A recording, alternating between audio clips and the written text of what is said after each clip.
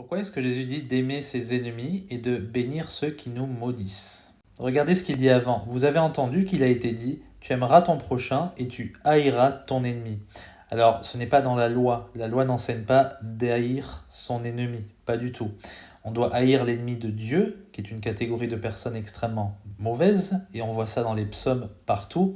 Mais notre ennemi personnel, on doit au contraire l'aimer. La Bible dit, tu aimeras ton prochain comme toi-même, et ça on le trouve dans l'Ancien Testament, dans le livre de Lévitique de la loi. Donc on voit bien que Jésus est venu accomplir la loi et pas l'abolir.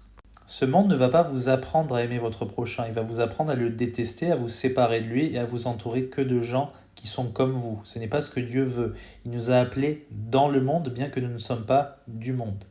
Car si vous aimez ceux qui vous aiment, quelle récompense en aurez-vous? Les publicains n'en font-ils pas autant? Et si vous ne faites accueil qu'à vos frères, que faites-vous de plus que les autres? Les publicains n'en font-ils pas autant? Et regardez ce qu'il dit à la fin. Soyez donc parfaits comme votre Père qui est dans les cieux est parfait. Pourquoi est-ce qu'il dit ça? Eh bien parce que l'amour de Dieu, c'est d'aimer ceux qui ne l'ont pas aimé. La Bible dit que, alors que nous étions encore des pécheurs, Christ est mort pour nous. On va au contraire, nous, vouloir nous venger nous-mêmes. Mais regardez ce que Paul dit en Romains chapitre 12. Ne rendez pas le mal pour le mal. Recherchez ce qui est honnête devant tous les hommes. Écoutez ça. Si donc ton ennemi a faim, donne-lui à manger. S'il a soif, donne-lui à boire, car en faisant cela, tu lui amasseras des charbons de feu sur la tête.